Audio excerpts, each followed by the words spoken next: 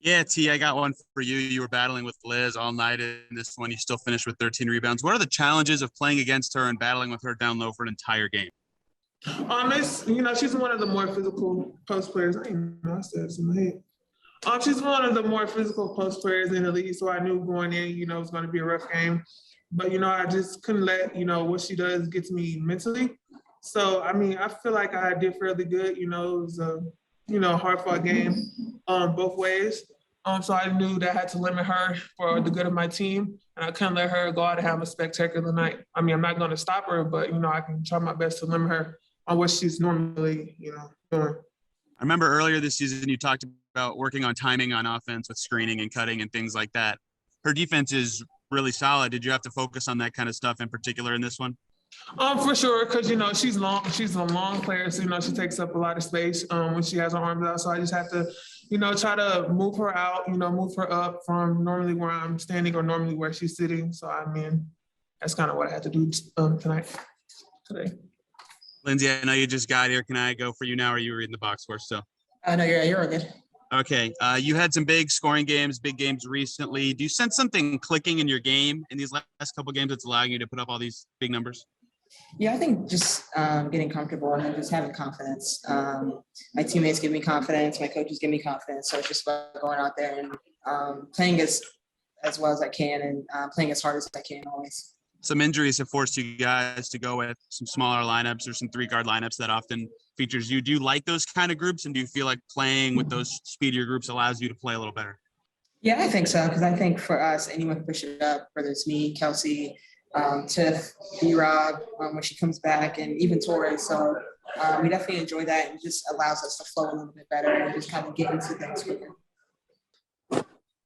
Yeah, Marianne, you guys started off this game pretty well, had a really solid second half where you outscored them. Did you sense anything change in that late first, early second stretch that the Aces went on their big run? Yeah, your missed shot rebound leads to transition opportunities for them, and, we had a stretch where I think the end of the first, it was a 7-1 run. We were right there with them, and then they went on a little burst.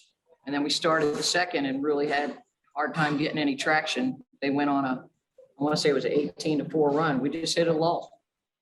And they cashed in on that as a great team is supposed to do.